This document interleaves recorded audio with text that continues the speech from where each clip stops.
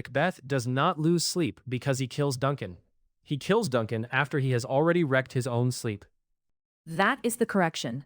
People talk as if guilt arrives after the murder. In this play, the damage starts earlier. Macbeth's mind commits the act before his hands do. So, the famous horror is not just blood on the floor, it is that his inner life breaks first. Exactly. When Macbeth hears "sleep no more," that is not a neat poetic label stuck onto guilt afterwards. It names a condition he is already entering. Rest is already gone. Start before the murder, then. What shows the break happening early? The dagger scene. Macbeth sees a weapon floating in front of him before he reaches Duncan's room. No one else puts that dagger there. His imagination does. The murder is already being rehearsed in his mind. And that matters, because Because the play is not saying, here's a basically stable man who does one bad thing and then feels awful. Too soft. Macbeth is mentally splitting under the pressure of desire, fear, and fantasy before the act is finished. he even knows it. He keeps stopping to think through what he is about to do. Yes, he imagines consequences in detail. He knows Duncan is his king, his guest, and a decent ruler. He knows the murder is risky politically and morally. But notice what that thinking does not do. It does not steady him. So his imagination is not helping him control himself. It is making the horror more vivid. Right. He gives shape to the thing before he does it. He hears the bell as a summons. He sees the dagger leading him.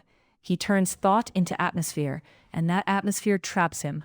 By the time he enters Duncan's chamber, peace of mind is already finished. Then we get the voices, the sleep no more moment. And people often flatten that into a symbol, as if sleep just means innocence in some abstract school essay way.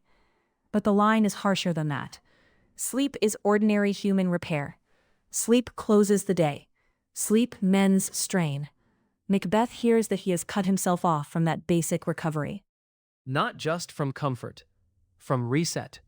Exactly. He has made himself unable to come back to baseline. That is why the line lands so hard. He does not hear, "you did something wrong." He hears that he has destroyed the condition in which a mind can rest at all.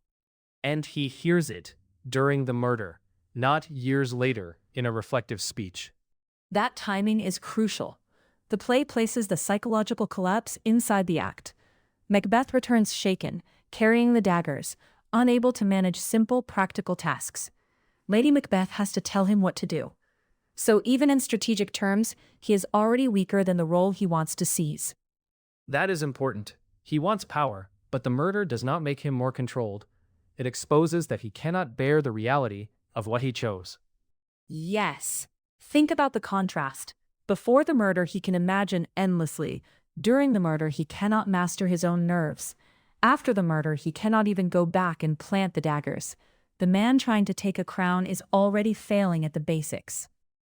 So when he says he has murdered sleep, he is not making a decorative remark. He is naming a cost that has already started collecting. And the play backs that up. From this point on, rest keeps disappearing. Macbeth is driven into more violence. Banquo becomes a threat. Macduff's family becomes a target. Once inner rest is gone, he does not settle into kingship. He keeps trying to kill his way out of fear. Which of course does not work, because fear was there from the start. Right.